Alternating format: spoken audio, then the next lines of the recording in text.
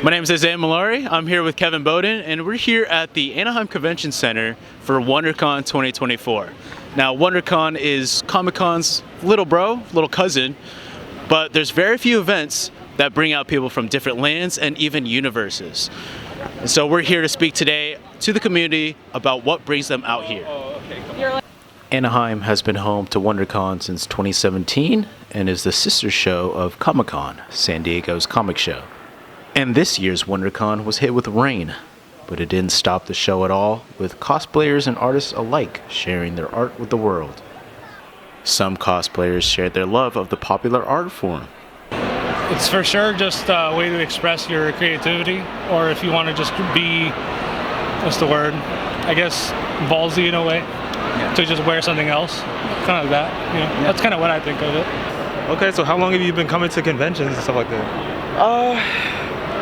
I've only kind of started really going to cons for maybe like 2 years now, I'd say, because I'm actually part of a fan club, like costuming group. It's called Saber Guild, which is, you know, I like to go to conventions because I'm in Saber Guild, because I love to perform. That's the main thing for me. Personally, and I know it's not the correct term, but cosplay means, you know, taking the time to get the pieces together. If you want to get something that's already created, something that's already done, and then making it work, kind of like a designer of a home. I like comic books. It's my life. I love drawing. I love fabrication. I love costume making, and I think it's a really safe space for a lot of small communities out there. Yeah, and could you actually kind of go over that? I am part of a black and brown space program where I try to cosplay brown characters or characters of alien descent only because there's not room for people who look like me or my skin color. So I told myself, you know, there's no room, so I'll make myself some room. Hey, how you doing? There's nothing I can do about it now. That's why I wanted to go. It's been great all weekend except a little wet and windy for the last couple days. Yeah. But Friday was really busy, a lot of cosplayers out here.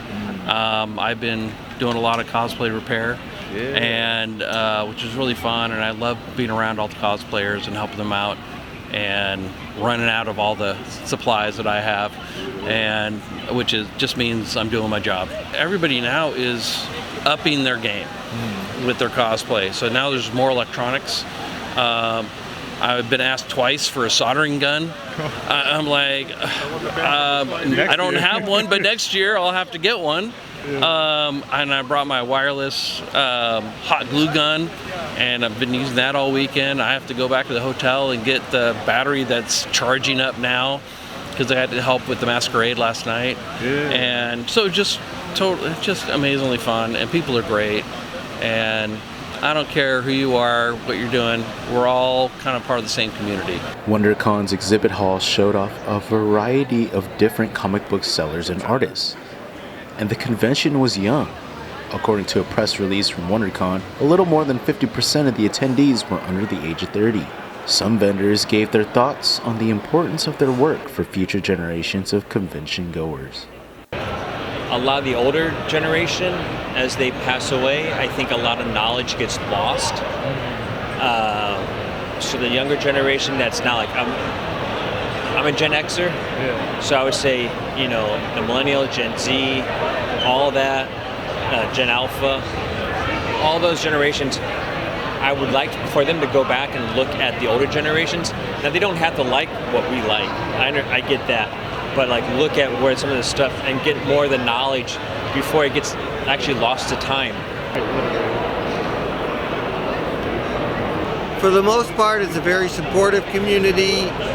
You know, lots of people, they pay it forward. You know, I've tried to do that in my career. You know, I try to create a good experience for the fans that come and see me. And when I do panels, I try to be entertaining and informative. No, I love conventions. I love, you know, the fan community.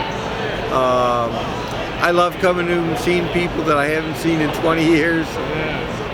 I learned a lot from people like Stan Lee and Roy Thomas and Sal Brodsky, and you know, I tried to help other people. you know, sometimes young creators will send me their books to critique. I try to give them an honest critique. Sometimes they thank me for it years later. Like at this show, a guy whose book I critiqued over 15 years ago, he did a second edition where he incorporated my suggestions, and he came over to the table to thank me today.